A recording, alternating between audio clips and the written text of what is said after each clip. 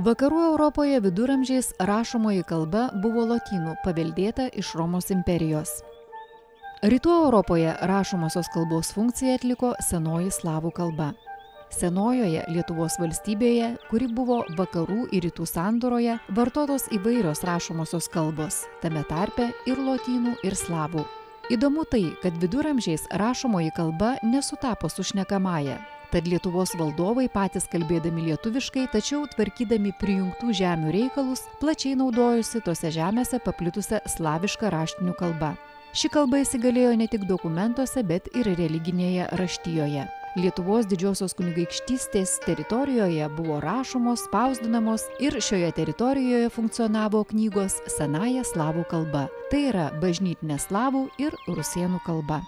Labai gaji buvo tokia mintis, kad žmonės neturėtų į Dievą kreiptis tą pačią kalbą, kur jie kalbasi kartu šeimoje, arba kurie kreiptis į savo naminius gyvulius ir taip toliau, bet tai turi būti sakralioji kalba, atsieta nuo kasdienio gyvenimo, kad paryškintų tos komunikacijos išskirtinę svarbą.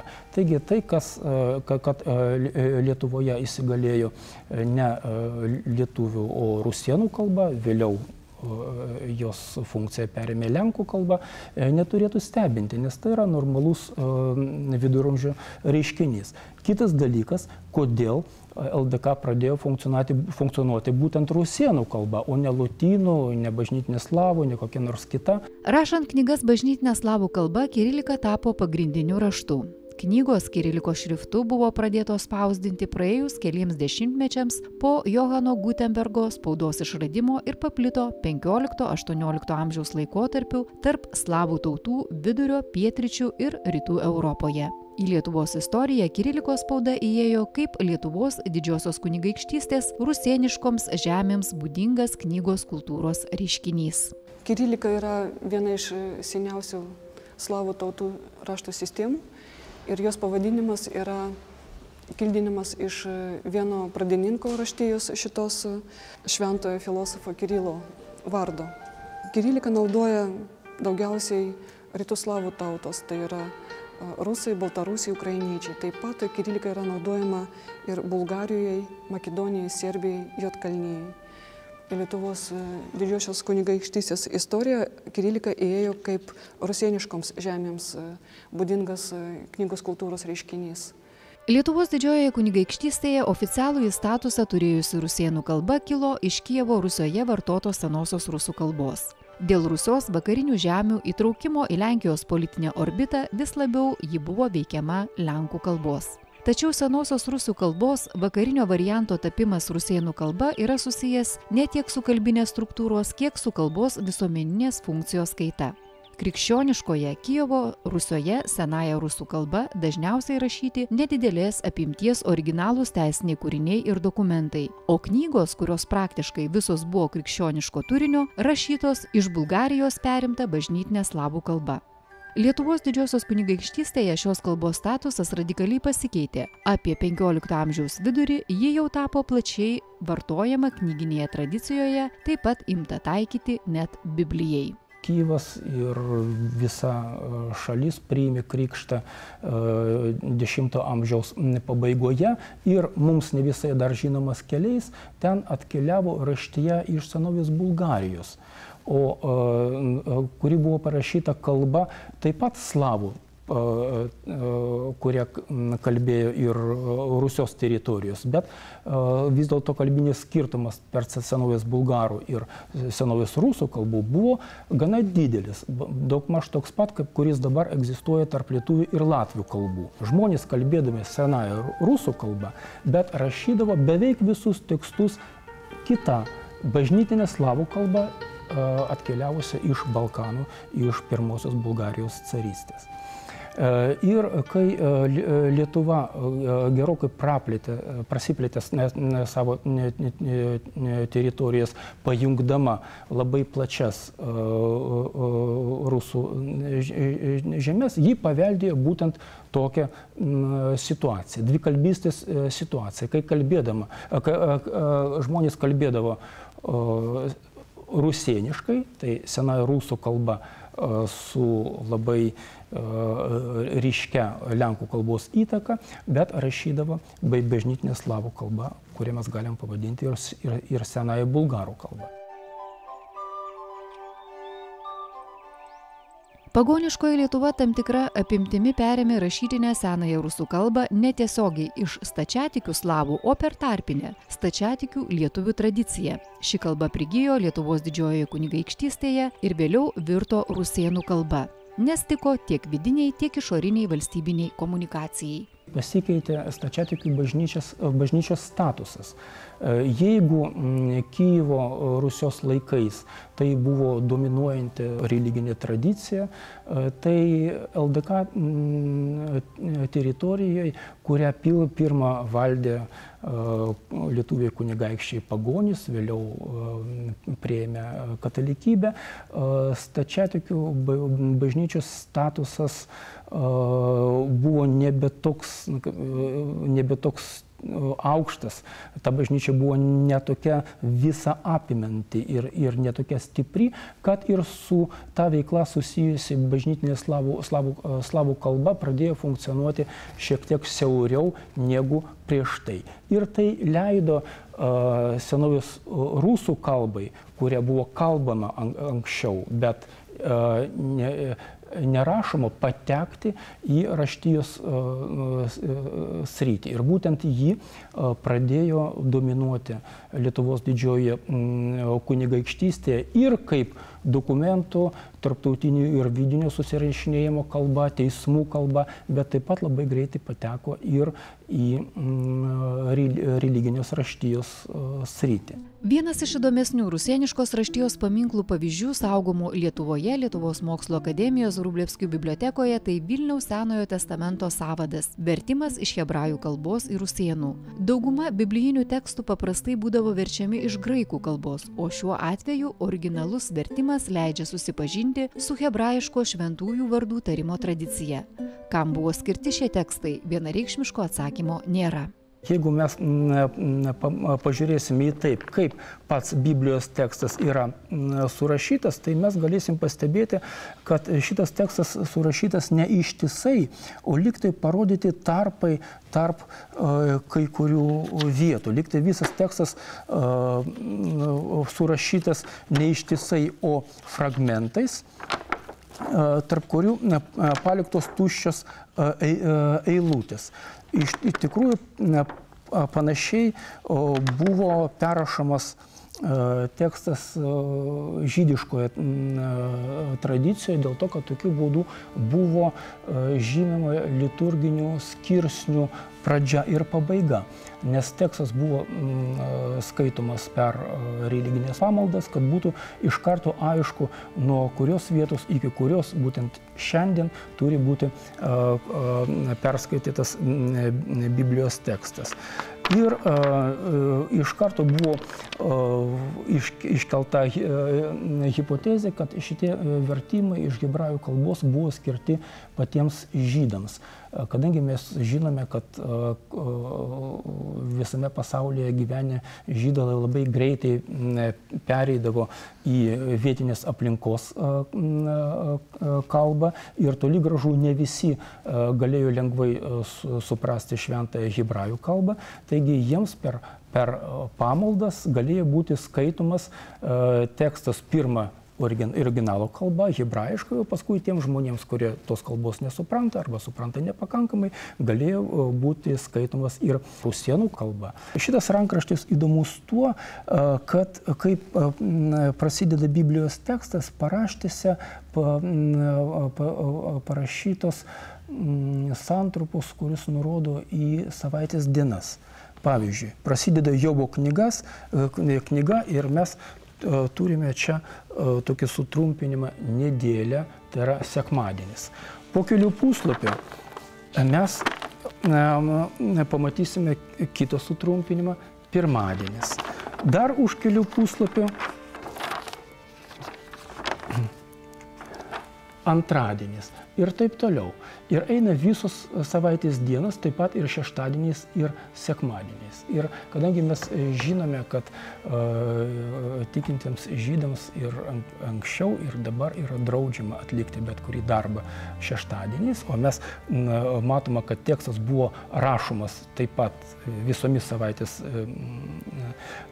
dienomis, taip pat ir šeštadieniais ir sekmadieniais, tai mes turime manyti, kad rašė krikščionys, kuriems nėra uždrausta atlikti knygos rašymo darbų, taip pat ir šeštadieniais ir sekmadieniais. Bet sunku patikėti, kad patys stačiatikiai krikščionys Kijeve patys galėtų išmanyti hebrajų kalbą ir religinę tradiciją taip gerai, kad tiesiogiai galėtų versti hebrajišką originalą į rusėnų kalbą, tai mes turime įsivaizduoti daugmaž tokią situaciją, kad mokytas žydas, kuris labai gerai išmanė savo religinę tradiciją ir šventąjį raštą, turėjo tikriausiai žodžiu, skaitydamas hebrajišką tekstą, versti jį į rusėnų kalbą, o tuomet krikščionys perrašinėtojai kirilinėmis raidėmis turėjo tą tekstą užrašyti nuosekliai.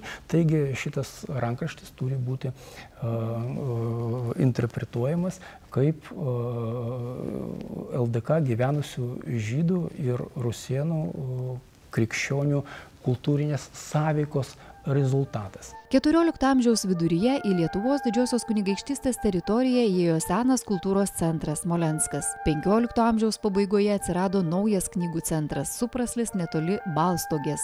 Svarbių knygų perrašinėjimo centru 14 amžiaus pabaigoje tapo Naugardukas.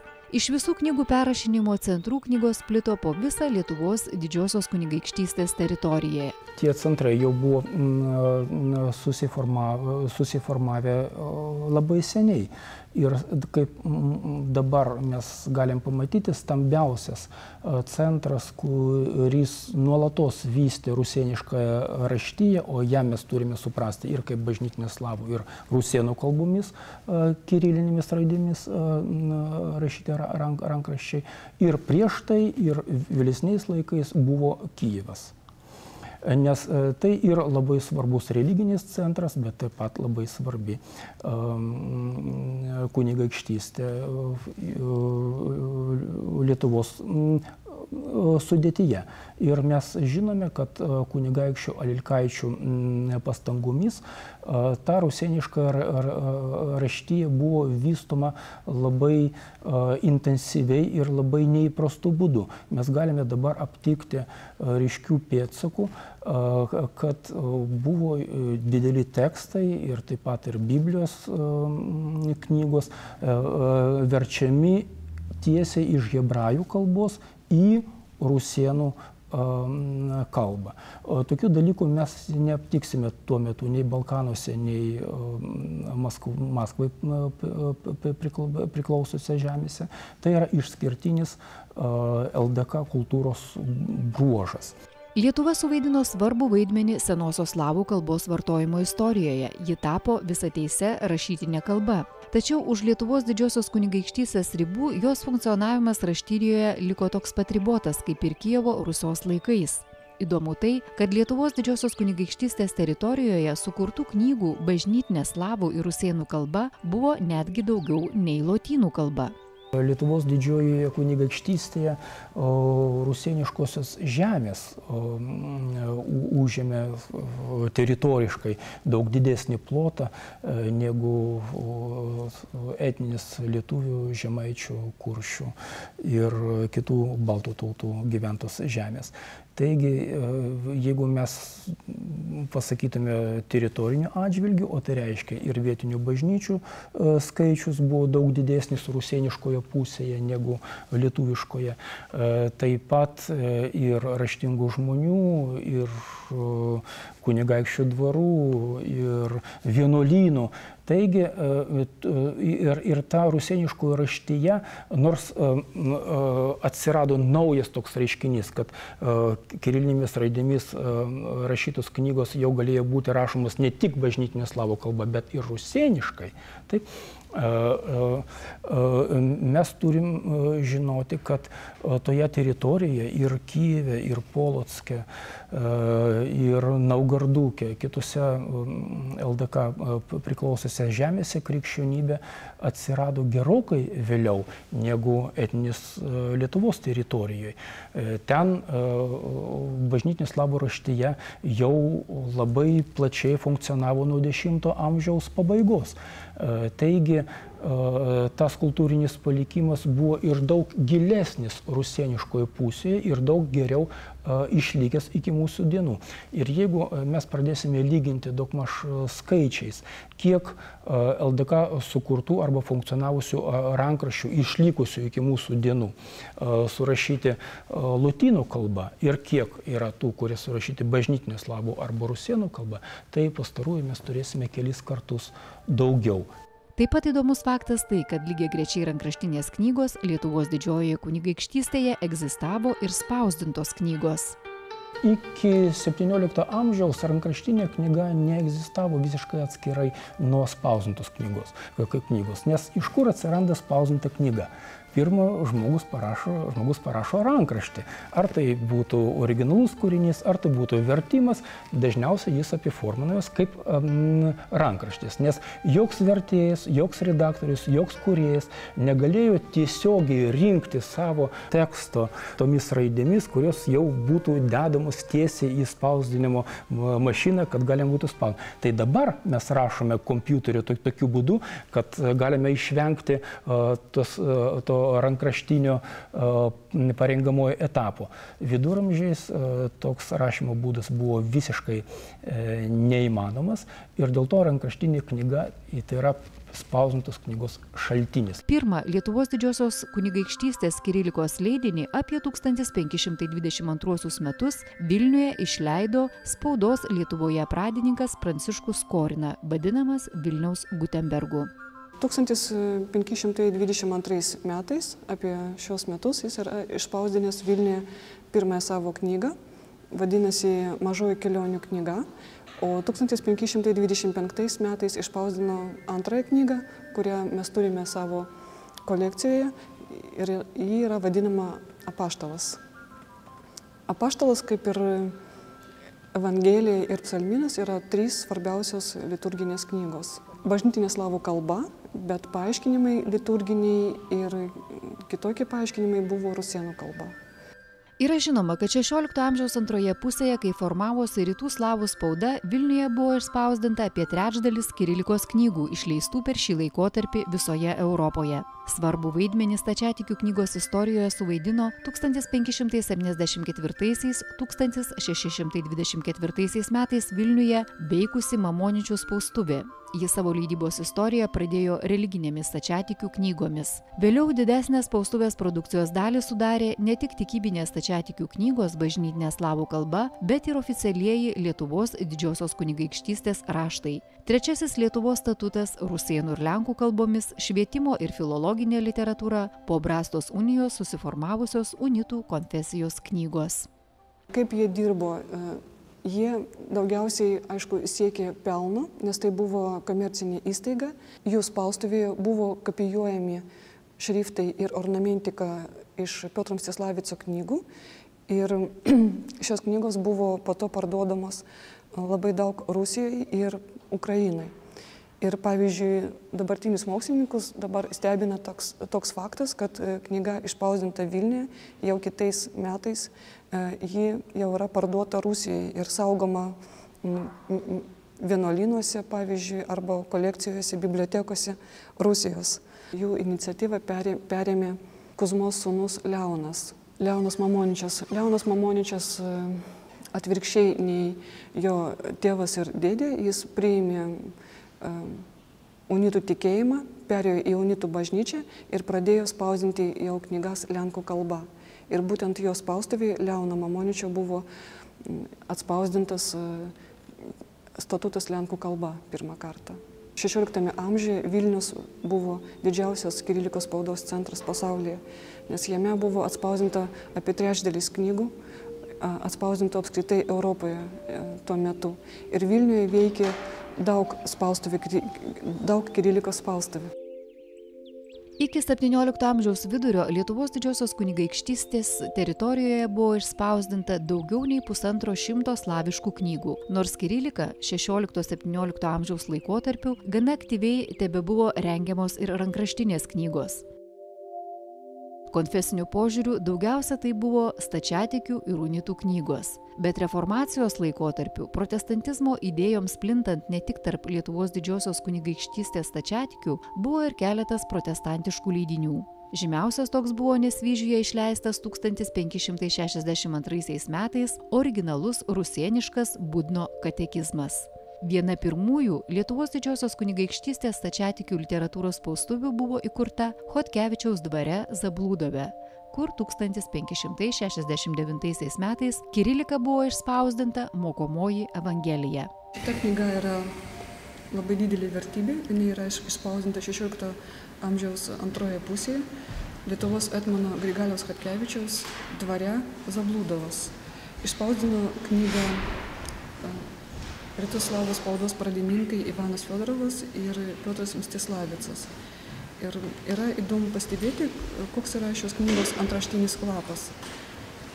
Mes matome čia tokį didelį tekstą labai, kuris yra labai panašus ir į šiuolaikinį titulinį antraštinį lapą knygos. Čia panaudota rankraštinės knygos toks principas, kai rankraštinės knygos pabaigoje buvo užrašoma knygos rankraštinės metrika, kurioje buvo parašytas pavadinimas, kas užrašė, apie ką knyga, kurioje vietoje ir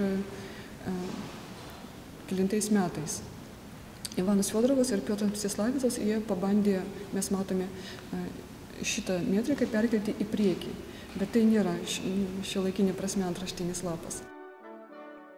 1589 metais karaliaus privilegiją Vilniuje spausdinti stačiatikių knygas gavo ir Vilniaus švenčiausiosios trejybės, vėliau švenčiausiosios dvasios brolija. Ji leidybą pradėjo 1595 metais, iš pradžių Vilniuje. Pirmiausia buvo išspausdintas psalmynas.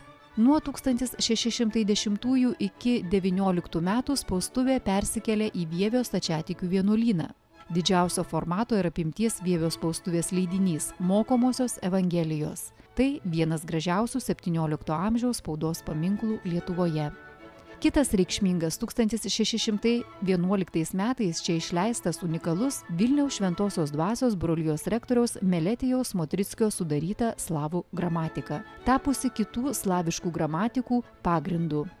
Nors knygą atspausdino Vilniaus brolijos spaustuvininkai, bet tikrai vieta buvo išspausdinimo Vievyje. Kodėl taip atsitiko?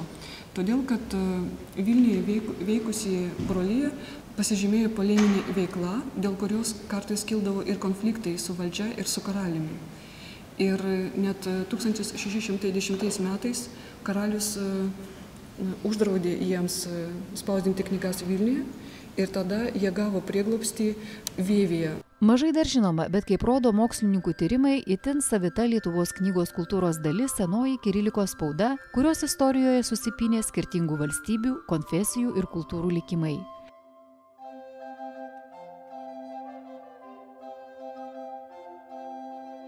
XV–XIX amžiaus kirilikos leidiniai saugomi Lietuvoje, laikomi svarbiu pasaulio kultūros paveldo paminklu. Dar netaip seniai rusėniška knyga kiriliko šriftu nebuvo vertinama kaip mūsų istorinio paveldo dalis ir turtas, kuriuo galėtume pagristai didžiuotis. Nauji mokslininkų tyrimai, atradimai padeda keisti šį požiūrį. Tampame ne tik turtingesni, bet ir įdomesni pasauliui savo istorinėmis ištakomis.